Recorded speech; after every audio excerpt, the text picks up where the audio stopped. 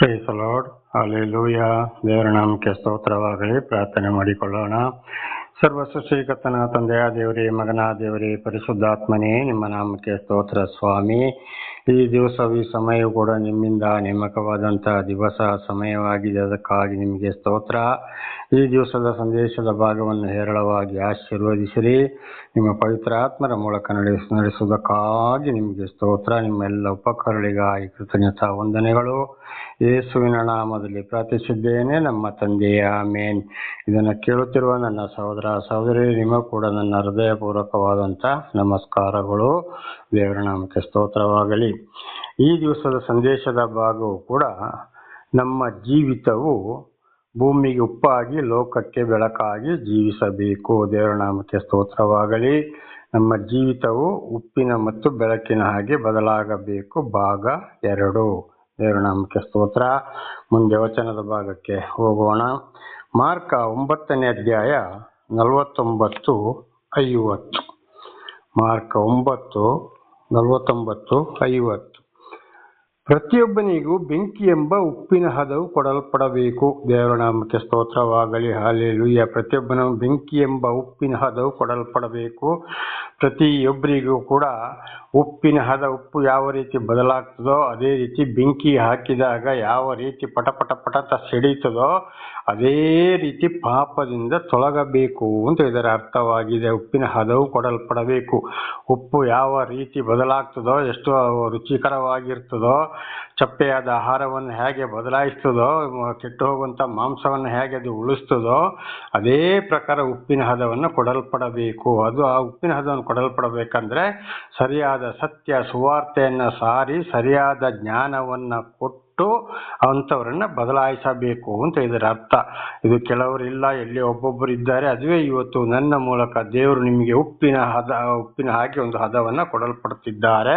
ಇದುವೇ ಸತ್ಯ ಸುವಾರ್ತೆಯಾಗಿದೆ. 50ನೇ ವಚನ. ಉಪ್ಪು ಒಳ್ಳೆಯ ಪದಾರ್ಥವೇ. ಉಪ್ಪು ಸಪ್ಪೆಯಾದರೆ ಅದನ್ನು ಇನ್ಯಾವುದರಿಂದ ರುಚಿಗೊಳಿಸುವಿರಿ? ನಿಮ್ಮೊಳಗೆ ಉಪ್ಪು ಇರಲಿ, ಒಬ್ಬರಿಗೊಬ್ಬರು ಸಮಾಧಾನದಿಂದಿರಿ. ಹಾಗೆ ನಿಜವಾಗಿ ಉಪ್ಪು ಒಳ್ಳೆಯದೇ. ಕೆಟ್ಟು ಹೋದರೆ ಅದರಿಂದ ಯಾವುದಕ್ಕೂ ರುಚಿ ಕೊಡೋಕ್ಕೆ ಬರುವುದಿಲ್ಲ. ಹಾಗೆ ನಾವು ದೇವರ ದರ್ಶನವನ್ನು ಪಡೆದ ಮೇಲೆ, ದೇವರೊಂದಿಗೆ ಜೀವಿಸಲು ಹೊರಟ ಮೇಲೆ, ದೇವರು ನಮಗೆ ದರ್ಶನ ಕೊಟ್ಟ ಮೇಲೆ, ಎಲ್ಲ ಪಾಪ ಕಷ್ಟ ಸಂಕಟಗಳಿಂದ ನಮ್ಮನ್ನು ಬಿಡಿಸಿದ ಮೇಲೆ ಮತ್ತೆ ನಾವು ಜೀವಿಸುವ ಹಾಗೆ ಉಪ್ಪಿನ ಹಾಗೆ ನಾವು ಬದಲಾಗದಿದ್ದರೆ ಖಂಡಿತವಾಗಿ ಅಲ್ಲಿ ಏನು ಪ್ರಯೋಜನ ಇಲ್ಲ. ಹಾಗೆ ನಾವು ಪ್ರತಿಯೊಬ್ಬರು ಅಂಥ ಉಪ್ಪು ನಮ್ಮೊಳಗೆ ಇರಬೇಕಂದ್ರೆ ಅದನ್ನು ನಾವು ಉಳಿಸಿಕೊಳ್ಳಬೇಕು. ದೇವರಿಗೂ ಸಂತೋಷವಾಗಬೇಕು. ದೇವರಿಗೂ ಕೆಟ್ಟ ಹೆಸರು ನಮ್ಮಿಂದಾಗಿ ಬರಬಾರದು. ನಮ್ಮ ಮಾನ ಮರ್ಯಾದೆಯನ್ನು ಕೂಡ ನಾವು ವಾಕ್ಯಕ್ಕೆ ಸರಿಯಾಗಿ ಉಳಿಸಿಕೊಳ್ಳಬೇಕು. ಇತರರಿಗೆ ಹೇಳುವುದು ಕೇಳುವುದು ಮಾತ್ರವಲ್ಲ, ನಾವು ಅದರಂತೆ ನಡೆದು ಉಪ್ಪಿನ ಹಾಗೆ ಬದಲಾಗಬೇಕು. ಹಾಗೆ ಬದಲಾಗಬೇಕಾದರೆ ಒಬ್ಬರಿಗೊಬ್ಬರು ಸಮಾಧಾನದಿಂದಿರಿ. ಮುಖ್ಯವಾಗಿ ನಮ್ಮಲ್ಲಿ ಶಾಂತಿ ಸಮಾಧಾನ ಇದ್ದರೆ ಮಾತ್ರ ನಾವು ಉಪ್ಪಿನ ಹಾಗೆ ಬದಲಾಗಬಹುದು.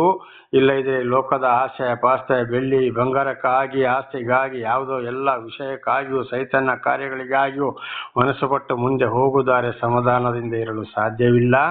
ಅದು ನಮ್ಮ ಜೀವಿತದ ಮಾನ ಮರ್ಯಾದೆಯನ್ನು ಕೂಡ ಕೆಡಿಸಿಕೊಳ್ಳುತ್ತೇವೆ. ದೇವರು ನಮಗೆ ದರ್ಶನ ಕೊಟ್ಟು ಪ್ರಯೋಜನವಿಲ್ಲ. ಅನೇಕ ಪಾಪಗಳಿಂದ, ಕಷ್ಟ ಸಂಕಟ ದುಃಖಗಳಿಂದ ಬಿಡುಗಡೆ ಮಾಡಿ ಪ್ರಯೋಜನ ಇಲ್ಲ. ದೇವರಿಗೂ ಬೇಸರ. ಆಗ ನಾವು ದೇವರ ನಾಮಕ್ಕೂ ಕೆಟ್ಟ ಹೆಸರು ತರೋರಾಗಿದ್ದೇವೆ. ಹಾಗೆ ಆಗಬಾರದು. ಈ ಉಪ್ಪಿನ ಹಾಗೆ ಬದಲಾಗಬೇಕು. ದೇವರ ನಾಮಕ್ಕೆ ಸ್ತೋತ್ರವಾಗಲಿ. ಹಾಗೆ ಮುಂದಿನ ವಚನಕ್ಕೂ ಹೋಗೋಣ. ಲೂಕ 14:34-35. ಲೂಕ 14:34-35.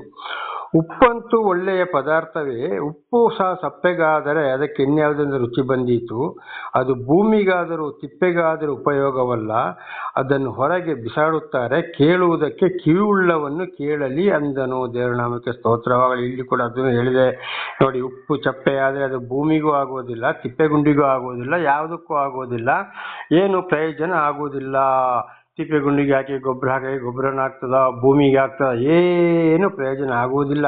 ಹಾಗೆ ದೇವರು ನಮಗೆ ದರ್ಶನ ಕೊಟ್ಟ ಮೇಲೆ ನಮ್ಮನ್ನು ನಡೆಸ್ತಾ ಇರುವಾಗ, ಅನೇಕ ಪಾಪಗಳಿಂದ ಬಿಡುಗಡೆ ಮಾಡಿದ ಮೇಲೆ ನಮ್ಮ ಮಾನ ಮರ್ಯಾದೆಯನ್ನು ನಾವು ಉಳಿಸಿಕೊಳ್ಳದಿದ್ದರೆ ಯಾವ ಪ್ರಯೋಜನವೂ ಬರುವುದಿಲ್ಲ, ಯಾವುದಕ್ಕೂ ನಾವು ಆಗುವುದಿಲ್ಲ. ಕೊನೆಗೆ ಬಹಳ ಶಿಕ್ಷೆಯನ್ನು ಅನುಭವಿಸಬೇಕಾಗ್ತದೆ. ಇತರರು ನಮಗೆ ಮಾನ ಮರ್ಯಾದೆಯನ್ನು ಕೊಡುವುದಿಲ್ಲ. ಕೇಳುವುದಕ್ಕೆ ಕಿವಿಯುಳ್ಳವನು ಕೇಳಲಿ. ಕಿವುಡರಿಗಂತೂ ಎಷ್ಟು ಹೇಳಿದರೂ ಕೂಡ ಏನು ಕೇಳುವುದಿಲ್ಲ, ಮಾಡೋದಿಲ್ಲ, ಏನಿಲ್ಲ. ಕಿವಿರವರಾದರೆ ವಾಕ್ಯ ಸತ್ಯ ಸುವಾರ್ತೆಯನ್ನು ಕೇಳಿ ಬದಲಾಗಿ ಜೀವಿಸ್ತಾ ಇರ್ತಾರೆ. ಸುಳ್ಳು ಬೋಧಕರುಗಳನ್ನು ಇಂಥವ್ರನ್ನ ಬಿಟ್ಟು ಜೀವಿಸಬೇಕು. ಉಪ್ಪಿನ ಹಾಗೆ ರುಚಿಯಾಗಬೇಕಾದ್ರೆ ದೇವರ ನಾಮಕ್ಕೆ ಸ್ತೋತ್ರವಾಗಲಿ. ಹಲ್ಲೆಲೂಯಾ. ಹಾಗೆ ನಾವು ದೇವರಿಗೂ ನಾವು ಕೆಟ್ಟ ಹೆಸರು ತರಬಾರದು. ದೇವರ ನಾಮಕ್ಕೂ ಮಹಿಮೆ ಉಂಟಾಗಬೇಕು. ಅದಕ್ಕೆ ಉಪ್ಪಿನ ಹಾಗೆ ಮಾರ್ಪಡಬೇಕಾಗಿದೆ. ದೇವರ ನಾಮಕ್ಕೆ ಸ್ತೋತ್ರ. ಮುಂದಿನ ವಚನಕ್ಕೂ ಹೋಗೋಣ.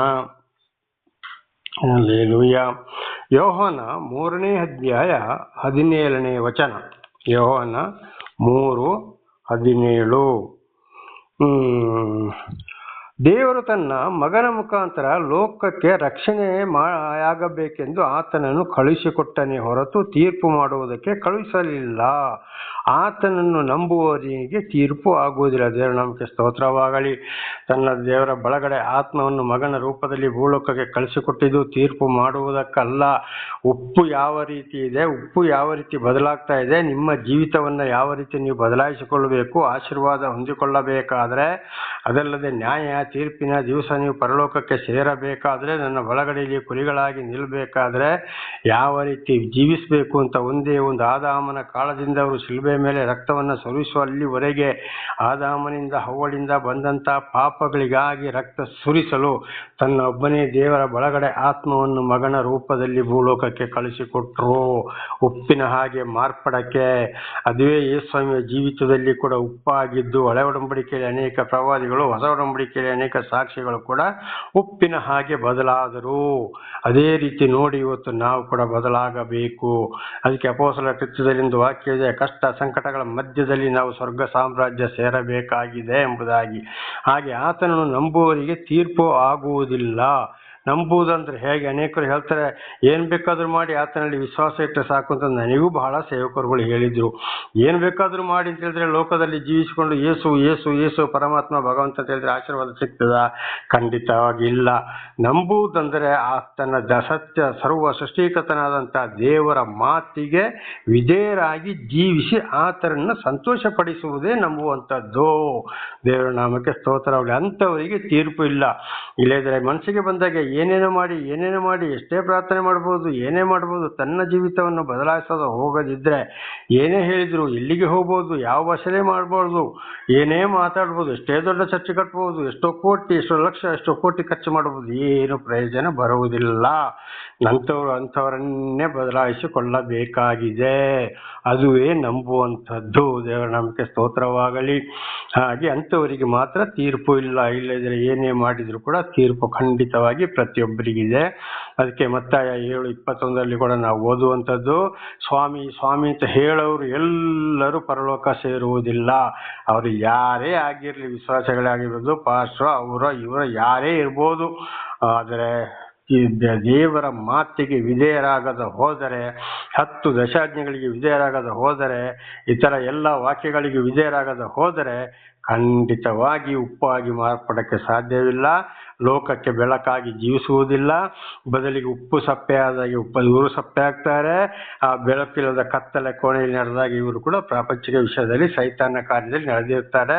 ಅವರ ನಡೆ ನುಡಿ ಕ್ರಿಯೆಗಳು, ಅವರ ಸ್ಟೈಲ್ಗಳು, ಹ್ಯಾಟು ಬೂಟು ಅಲಂಕಾರ ಇಂಥದನ್ನು ನೋಡಿಯೇ ಗೊತ್ತು ಮಾಡ್ಬೋದು ಇವರು ಉಪ್ಪಾಗಿ ಮಾರ್ಪಟ್ಟಿದ್ದಾರಾ ಅಲ್ಲ ಬೆಳಕಾಗಿ ಮಾರ್ಪಟ್ಟಿದ್ದಾರಾ ಎಂಬುದಾಗಿ. ಒಂದು ವೇಳೆ ಹಾಗಿದ್ದೆ ಅಂಥವ್ರನ್ನ ಬಿಟ್ಟು ಜೀವಿಸಿ, ವಾಕ್ಯಕ್ಕೆ ವಿಧೇಯರಾಗಿ ಜೀವಿಸಿ, ಯೇಸು ಕ್ರಿಸ್ತನಂದರೆ ಪರಮಾತ್ಮನನ್ನು ಭಗವಂತನನ್ನು ನಂಬಿರುವುದೇ ಅಂಥವರಿಗೆ ತೀರ್ಪು ಆಗುವುದಿಲ್ಲ. ಅದುವೇ ಉಪ್ಪಾಗಿ ಮಾರ್ಪಡುವಂಥದ್ದು, ಲೋಕಕ್ಕೆ ಬೆಳಕಾಗುವಂಥದ್ದು, ನಮ್ಮ ಮಾನ ಮರ್ಯಾದೆಯನ್ನು ಕಾಪಾಡಿಕೊಳ್ಳುವಂಥದ್ದು, ಇತರರಿಗೆ ದೇವರ ಬೆಳಕನ್ನು ಸಾಕ್ಷಿಯಾಗಿ ಜೀವಿಸುವಂಥದ್ದು, ಸತ್ಯ ಸುವಾರ್ತೆಯನ್ನು ಸಾರುವಂಥದ್ದೇ ಉಪ್ಪಿನ ಹಾಗೆ ಬದಲಾಗುವಂಥದ್ದು, ಲೋಕಕ್ಕೆ ಬೆಳಕಾಗುವಂಥದ್ದು. ದೇವರ ನಾಮಕ್ಕೆ ಸ್ತೋತ್ರವಾಗಲಿ. ಮುಂದಿನ ವಚನಕ್ಕೆ ಹೋಗೋಣ. ಯೋಹಾನ 8:12. ಯೋಹಾನ 8ನೇ ಅಧ್ಯಾಯ 12ನೇ ವಚನವನ್ನು ಓದಿಕೊಳ್ಳೋಣ. ದೇವರ ನಾಮಕ್ಕೆ ಸ್ತೋತ್ರ. ಯೇಸು ತಿರುಗಿ ಅವರ ಸಂಗಡ ಊಟ ಮಾಡಲಾರಂಭಿಸಿ, ನಾನೇ ಲೋಕಕ್ಕೆ ಬೆಳಕು, ನನ್ನನ್ನು ಅನುಸರಿಸುವವನು ಕತ್ತಲೆಯಲ್ಲಿ ನಡೆಯದೆ ಜೀವ ಕೊಡುವ ಬೆಳಕನ್ನು ಹೊಂದಿದವನಾಗಿರುವನು ಎಂದು ಹೇಳಿದನು. ದೇವರ ನಾಮಕ್ಕೆ ಸ್ತೋತ್ರವಾಗಲಿ. ನಾನೇ ಲೋಕಕ್ಕೆ ಬೆಳಕು ಅಂದರೆ ಇಡೀ ಲೋಕದ ಪಾಪಗಳನ್ನು ಪರಿಹರಿಸುವವನು ನಾನೇ. ಅದಕ್ಕಾಗಿ ನಾನು ಪರಲೋಕವನ್ನು ಬಿಟ್ಟು ಮನುಷ್ಯನ ಅವತಾರವೆತ್ತಿ ಬಂದು ರಕ್ತವನ್ನು ನಾನು ಸುರಿಸಿದ್ದೇನೆ. ನನ್ನ ಮಾತನ್ನು ನೀವು ಕೇಳಿದ್ರೆ ಮಾತ್ರ ನೀವು ಪಾಪದಿಂದ ಬಿಡುಗಡೆ ಆಗಬಹುದು. ಇಡೀ ಲೋಕವೇ ಪಾಪದಲ್ಲಿ ತುಂಬಿ ಹೋಗಿದೆ. ನಾನೇ ಬೆಳಕು. ನನ್ನ ಮಾತನ್ನು ಕೇಳಿದ್ರೆ ಮಾತ್ರ ನೀವು ಪಾಪದಿಂದ ಬಿಡುಗಡೆ ಆಗಬಹುದು. ಹಾಗೆ ನನ್ನನ್ನು ಅನುಸರಿಸುವವನು ಕತ್ತಲೆಯಲ್ಲಿ ನಡೆಯದೆ ಜೀವ ಕೊಡುವ ಬೆಳಕನ್ನು ಹೊಂದಿದವನಾಗಿರುವನು ಎಂದು ಹೇಳಿದನು. ನನ್ನ ಮಾತನ್ನ ಕೇಳಿ ಅದರಂತೆ ಯಾರು ನಡೀತಾರೋ ಪಾಪದಿಂದ ಬಿಡುಗಡೆಯಾಗಿ ಜೀವ ಕೊಡುವ ಬೆಳಕನ್ನು ಹೊಂದಿದವನಾಗಿರುವಂದ್ರೆ ಇತರರಿಗೂ ಕೂಡ ಏನ್ ಮಾಡ್ತಾರೆ, ಸರಿಯಾದ ಸತ್ಯ ಸುವಾರ್ತೆಯನ್ನು ಸಾರ್ತಾರೆ, ದೇವರ ಪರವಾಗಿ ಸಾಕ್ಷಿಯನ್ನ ಕೊಡ್ತಾರೆ. ಇದುವೇ ದೇವರನ್ನು ನಂಬುವಂಥದ್ದು. ಇಂಥವರಿಗೆ ತೀರ್ಪು ಆಗುವುದಿಲ್ಲ ಅಂತ ಹಿಂದಿನ ವಚನದಲ್ಲಿ ಕೂಡ ಅದನ್ನೇ ಹೇಳುವುದು. ಆಗ ಏನಾಗಿದೆ, ಯೇಸುವಿನ ಮಾತೆ, ಆ ಪರಮಾತ್ಮ ಭಗವಂತನ ಮಾತೆ ಲೋಕಕ್ಕೆ ಬೆಳಕು ಮತ್ತು ಭೂಮಿಗೆ ಉಪ್ಪಾಗಿರ್ತದೆ, ಲೋಕಕ್ಕೆ ಬೆಳಕಾಗಿರ್ತದೆ. ಈ ಯೇಸ್ವಾಮಿ ದೇವರೇ ಆಗಿದ್ದಾರೆ, ಭೂಮಿ ಉಪ್ಪು, ಲೋಕಕ್ಕೆ ಬೆಳಕು. ಅದನ್ನು ಅನುಸರಿಸದೆ ಏನೇನೋ ಮಾಡ್ಕೊಂಡು ಹೋದ್ರೆ ಏನೇ ಮಾಡಿದ್ರು ಹಿಂದೆ ಹೇಳಿದ ಹಾಗೆ ಸ್ವಾಮಿ ಸ್ವಾಮಿ ಅಂತೆಲ್ಲ ಹೇಳೋರು ಪರಲೋಕ ಸೇರಲು ಸಾಧ್ಯವೇ ಇಲ್ಲ.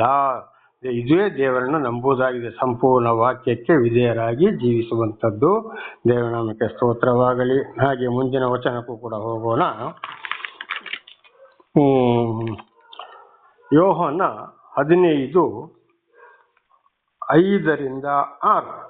ಯೋಹಾನ 15:5 ಮತ್ತು 6ನೇ ವಚನ. ನಾನು ದ್ರಾಕ್ಷಬಳ್ಳಿ, ನೀವು ಕೊಂಬೆಗಳು. ಒಬ್ಬನು ನನ್ನಲ್ಲಿಯೂ ನಾನು ಅವನಲ್ಲಿಯೂ ನೆಲೆಗೊಂಡಿದ್ದರೆ ಅವನು ಬಹಳ ಫಲ ಕೊಡುವನು. ನೀವು ನನ್ನನ್ನು ಬಿಟ್ಟು ಏನು ಮಾಡಲಾರಿರಿ. ನೋಡಿ, ಇವತ್ತು ದ್ರಾಕ್ಷ ಬಳ್ಳಿ ಏನ್ ಮಾಡ್ತಾರೆ, ಅದನ್ನು ಬಳ್ಳಿ ನೆಡ್ತಾರೆ, ಅದು ಉದ್ದ ಹೋಗ್ತಾ ಇರ್ತದೆ. ಅದರಲ್ಲಿ ಒಂದು ಬೇರೆ ಪಕ್ಕೆ ಬಳ್ಳಿಗಳು, ಅಲ್ಲಿ ಕವಲು ಬಳ್ಳಿಗಳು, ಬಿಟ್ಟ ಕವಲು ಬಳ್ಳಿಗಳೇ ಅಲ್ಲಿ ಏನಾಗ್ತದೆ, ಫಲ ಕೊಡ್ತವೆ. ಆಗ ಫಲ ಕೊಡುವ ಹಾಗೆ ಕವಲು ಬಳ್ಳಿಗೆ ಸಪೋರ್ಟ್ ಕೊಡುವಂಥದ್ದು ಯಾವುದು? ನಿಜವಾದ ತಾಯಿ ಬಳ್ಳಿ. ಭೂಮಿಯಲ್ಲಿದ್ದ ನೀರು ಗೊಬ್ಬರವನ್ನೆಲ್ಲ ಹೀರಿಕೊಂಡು, ಸೂರ್ಯನ ಬೆಳಕು ಹೀರಿಕೊಂಡು, ಗಾಳಿಯನ್ನು ಹೀರಿಕೊಂಡು ಅದು ಕವಲು ಬಳ್ಳಿಗೆ ಸಹಾಯ ಮಾಡಿದಾಗ ಮಾತ್ರ ಅದನ್ನು ಸಹಾಯ ತಗೊಂಡು ಕವಲು ಬಳ್ಳಿ ಅಲ್ಲಿ ಫಲ ಕೊಡ್ತದೆ. ಖಂಡಿತವಾಗಿ ತಾಯಿ ಬಳ್ಳಿ ಇಲ್ಲದೆ ಹೋದರೆ ಕವಲು ಬಳ್ಳಿಗಳು ಏನು ಮಾಡಲು ಸಾಧ್ಯವಿಲ್ಲ.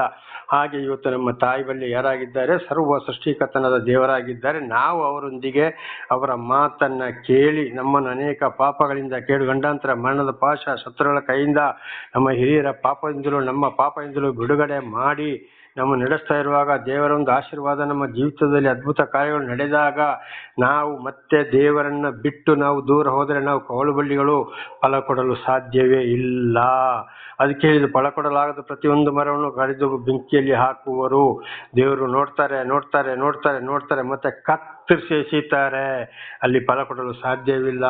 ಅದು ಬಾಡಿ ಹೋಗಿ ಅನೇಕ ಕಷ್ಟ, ಸಂಕಟ, ದುಃಖಗಳಿಗೆ ಅಲ್ಲಿ ಗುರಿಯಾಗ್ತಾರೆ. ಹಾಗೆ ನಿಜವಾದ ದ್ರಾಕ್ಷ ಬಳ್ಳಿಯ ದೇವರು ನಾವು ಅವರ ಮಾತನ್ನ ಕೇಳಿ ವಿಧೇಯರಾಗಿ ಜೀವಿಸಿದರೆ ಮಾತ್ರ ಉಪ್ಪಾಗಿ ಜೀವಿಸಬಹುದು, ಬೆಳಕಾಗಿ ಜೀವಿಸಬಹುದು. ದೇವರನ್ನು ಬಿಟ್ಟು ಏನು ಮಾಡಲು ಸಾಧ್ಯವಿಲ್ಲ. 6ನೇ ವಚನ. ಯಾವನು ನನ್ನಲ್ಲಿ ನೆಲೆಗೊಂಡಿರುವುದಿಲ್ಲವೋ ಅವನ ಕೊಂಬೆಯಂತೆ ಹೊರಕ್ಕೆ ಬಿಸಾಡಲ್ಪಟ್ಟು ಒಣಗಿ ಹೋಗುವನು. ಅಂತ ಕೊಂಬೆಗಳನ್ನು ಕೂಡಿಸಿ ಬೆಂಕಿಯಲ್ಲಿ ಹಾಕುತ್ತಾರೆ, ಅವು ಸುಟ್ಟು ಹೋಗುತ್ತವೆ. ನೋಡಿ, ದೇವರ ನಾಮಕ್ಕೆ ಸ್ತೋತ್ರವಾಗಲಿ. ಯಾರು ದೇವರೊಂದಿಗೆ ಸಂಪರ್ಕದಲ್ಲಿ ಇಲ್ವೋ, ಎಷ್ಟೇ ಪ್ರಾರ್ಥನೆ ಮಾಡ್ಬೋದು, ಏನೇ ಆಡಂಬರ ಮಾಡ್ಬೋದು, ಡ್ಯಾನ್ಸ್ ಮಾಡ್ಬೋದು, ಎಷ್ಟೇ ಮಾಡಿಸ್ಬೋದು, ಇಂಥ ಸ್ಟೈಲ್ ಮಾಡಿಸ್ಬೋದು, ಎಂಥ ಮನೆ, ಗಾಡಿ, ಮೊಬೈಲ್, ಎಷ್ಟೇ ಭಾಷೆಯಲ್ಲಿ ಮಾತಾಡ್ಬೋದು, ಎಲ್ಲೆಲ್ಲಿಗೂ ಹೋಗ್ಬೋದು, ಅದೆಲ್ಲ ಅಂಥವರು ದೇವರ ವಾಕ್ಯಕ್ಕೆ ಚಾಚು ತಪ್ಪದೆ ವಿಧೇಯರಾಗಿದ್ದಾರೋ 10 ದಶಾಜ್ಞೆಗಳಿಗೆ ಮತ್ತು ದೇವರ ವಾಕ್ಯಗಳಿಗೆ ಅಂಥವರಾಗಿದ್ದಾರೆ. ದೇವರೊಂದಿಗೆ ದ್ರಾಕ್ಷ ಬಳ್ಳಿಯೊಂದಿಗೆ ಕವಲು ಬಳ್ಳಿಗಳು, ಅದುವೇ ಬಹಳ ಫಲ ಕೊಡುವಂಥದ್ದು. ಇಲ್ಲ ಇದ್ರೆ ಏನೇ ಮಾಡಿದ್ರು ದೇವರ ವಾಕ್ಯಕ್ಕೆ ವಿಧೇಯರಾಗದಿದ್ರೆ, ಈ ಲೋಕದ ವಿಷಯಗಳಿಗೆ ಅಲಂಕಾರದಲ್ಲಿ ತೋರ್ಪಡಿಸಿಕೊಂಡ್ರೆ ಅವರೆಲ್ಲ ಒಣಗಿ ಹೋಗ್ತಾರೆ. ಅಂದ್ರೆ ಬಹಳ ಕಷ್ಟ, ಸಂಕಟ, ದುಃಖಗಳಿಗೆ ಈಡಾಗ್ತಾರೆ. ಒಣಗಿದ ಕವಲು ಬಳ್ಳಿಗಳನ್ನು ಬೆಂಕಿಯಲ್ಲಿ ಸುಟ್ಟು ಹಾಕುವರಂದ್ರೆ ಬಹಳ ಶಿಕ್ಷೆಗೆ ಒಳಗಾಗ್ತಾರೆ. ಒಂದ ಈ ಭೂಲೋಕದಲ್ಲಿ, ಇಲ್ಲದ್ರೆ ಪ್ರಕಟಣೆ 21:8 ಹೇಳಿದ ಪ್ರಕಾರ ನ್ಯಾಯ ತೀರ್ಪಿನ ದಿವಸ ನೇರವಾಗಿ ಅಗ್ನಿಕುಂಡಕ್ಕೆ ಹೋಗಬೇಕಾಗ್ತದೆ. ದೇವರ ನಾಮಕ್ಕೆ ಸ್ತೋತ್ರವಾಗಲಿ. ಹಾಗೆ ದೇವರ ವಾಕ್ಯಕ್ಕೆ ವಿಧೇಯರಾಗಿ ಪ್ರತಿ ದಿವಸ ಸಮಯವು ದೇವರೊಂದಿಗೆ ಸಂಪರ್ಕ ಇದ್ದಾಗ ಮಾತ್ರ ನಾವು ಭೂಮಿಗೆ ಉಪ್ಪಾಗಿ ಜೀವಿಸಲು ಸಾಧ್ಯ, ಬೆಳಕಾಗಲು ಸಾಧ್ಯ. ಅದು ಹಾಗೆ ಆಗ್ಬೇಕಾದ್ರೆ ಸತ್ಯ ಸುವಾರ್ತೆಗೆ ಕಿವಿ ಕೊಟ್ಟರೆ ಮಾತ್ರ. ಇಲ್ಲ ಯಾವುದೋ ಆಸೆಗಾಗಿ, ಯಾರೇನೋ ನೋಡಿಕೊಂಡು ಅಲಂಕಾರಗಳಿಗಾಗಿ, ಬಿರಿಯಾನಿಗಾಗಿ, ಡ್ಯಾನ್ಸ್ ಮಾಡೋಕ್ಕಾಗಿ, ಕುಣಿಯಕ್ಕಾಗಿ, ದೇವರ ವಾಹನ ಸಂಪಾದನೆಗಾಗಿಯೂ ದೇವರ ವಾಕ್ಯಕ್ಕೆ ವಿರುದ್ಧವಾದರೆ ಖಂಡಿತವಾಗಿಯೂ ಈ ಕವಳು ಬಳ್ಳಿಗಳನ್ನು ಕತ್ತರಿ ಎಷ್ಟು ಬಿಡ್ತಾರೆ, ಕಡೆಗೆ ಒಣಗಿ ಹೋಗ್ತದೆ. ಅಂಥದನ್ನ ಕೂಡಿಸಿ ಏನು ಮಾಡ್ತಾರೆ, ಬೆಂಕಿ ಹಾಕ್ತಾರೆ. ಅಂದರೆ ಬಹಳ ಶಿಕ್ಷೆಗೆ ಒಳಪಡ್ತಾರೆ ಅಂತ ಇದರ ಅರ್ಥ. ಹಾಗೆ 7ನೇ ವಾಕ್ಯ ಕೂಡ ಒಂದು ನೋಡಿಕೊಳ್ಳೋಣ. ಯೋವಾನ 15:7. ನೀವು ನನ್ನಲ್ಲಿಯೂ ನನ್ನ ವಾಕ್ಯವು ನಿಮ್ಮಲ್ಲಿಯೂ ನೆಲೆಗೊಂಡಿದ್ದರೆ ಏನು ಬೇಕಾದರೂ ಬೇಡಿಕೊಳ್ಳಿರಿ, ಅದು ನಿಮಗೆ ದೊರೆಯುವುದು. ನೋಡಿ, ದೇವರ ವಾಕ್ಯ ನಮ್ಮಲ್ಲಿ ನೆಲೆಗೊಂಡರೆ ಮಾತ್ರ ನಾವು ನಿಜವಾಗಿಯೂ ಪ್ರಾರ್ಥನೆಯಲ್ಲಿ ಏನು ಬೇಕಾದರೂ, ಅಂದರೆ ದೇವರ ಇಚ್ಛಾನುಸಾರ ನಾವು ಪ್ರಾರ್ಥನೆ ಮಾಡಿಕೊಂಡಾಗ ನಮಗೆ ಅದು ಸಿಗ್ತದೆ. ದೇವರಲ್ಲಿ ನೆಲೆಗೊಳ್ಳದಿದ್ದರೆ ಖಂಡಿತವಾಗಿ ನಮಗೆ ಸಿಕ್ಕುವುದಿಲ್ಲ. ನಿಜವಾದ ದ್ರಾಕ್ಷ ಬಳ್ಳಿಯಲ್ಲಿ ನೆಲೆಗೊಂಡಿರುವ ಕವಲು ಬಳ್ಳಿ ಯಾವ ರೀತಿ ಬಾಡುವುದಿಲ್ಲವೋ, ಫಲ ಕೊಡ್ತದೋ, ಅದೇ ರೀತಿ ನಾವು ದೇವರಲ್ಲಿ ಸಂಪರ್ಕದಲ್ಲಿ ಇದ್ದರೆ ನಮ್ಮ ಪ್ರಾರ್ಥನೆಗೆ ಉತ್ತರವನ್ನು ಸಿಗ್ತದೆ. ಇಲ್ಲದಿದ್ರೆ ಖಂಡಿತವಾಗಿ ಸಿಕ್ಕುವುದಿಲ್ಲ. ರೈತನು ಅದನ್ನು ಕತ್ತರಿಸಿ ಎಸ್ತಾಗೆ ದೇವರು ನಮ್ಮನ್ನು ಎಷ್ಟು ಬಿಡವನಾಗಿದ್ದಾನೆ, ಬಹಳ ಶಿಕ್ಷೆಗೊಳಗಾಗಬೇಕಾಗ್ತದೆ. ಅದೇ ಇವತ್ತು ಅನೇಕರುಗಳು ನಾವಿಂಥವ್ರು ವಿಶ್ವಾಸಗಳು ಅಂತ ಹೇಳಿಕೊಂಡು ಪ್ರಾರ್ಥನೆ ಮಾಡಿ ಕಷ್ಟ, ಸಂಕಟ, ದುಃಖಗಳು, ಕೋರ್ಟು ಕಚೇರಿ, ಗಂಡ ಹೆಂಡತಿ, ಮಕ್ಕಳು, ಆಕ್ಸಿಡೆಂಟ್ಗಳು, ನಾನಾ ರೀತಿಯಲ್ಲಿ ಅನೇಕ ರೀತಿಯ ಇವತ್ತು ಶಿಕ್ಷೆಗೆ ಹೊಂದಲು ಕಾರಣ ಇದುವೇ ಆಗಿದೆ. ದೇವರ ನಾಮಕ್ಕೆ ಸ್ತೋತ್ರವಾಗಲಿ. ಇದೇ ವಿಚಾರವು ನಾಳೆಗೂ ಮುಂದುವರಿಯುವುದು. ಪ್ರಾರ್ಥನೆ ಮಾಡಿಕೊಳ್ಳೋಣ. ಸರ್ವ ಸೃಷ್ಟಿಕರ್ತನ ತಂದೆಯ ದೇವರೇ, ಮಗನಾದ ದೇವರೇ, ಪರಿಶುದ್ಧಾತ್ಮನೇ, ನಿಮ್ಮ ನಾಮಕ್ಕೆ ಸ್ತೋತ್ರ ಸ್ವಾಮಿ. ಇವತ್ತಿನ ಈ ಒಂದು ಸಂದೇಶವನ್ನು ಕೂಡ ನನ್ನ ಮುಖಾಂತರ ನನ್ನ ಸಹೋದರ ಸಹೋದರಿಗೆ ತಿಳಿಸಲು ಆಶೀರ್ವಾದ ಮಾಡಿದಕ್ಕಾಗಿ ಸ್ತೋತ್ರ. ಅವರು ಏನಾದರೂ ತಪ್ಪಿ ಹೋಗಿದ್ದರೆ ಅವರನ್ನು ಕ್ಷಮಿಸಿರಿ.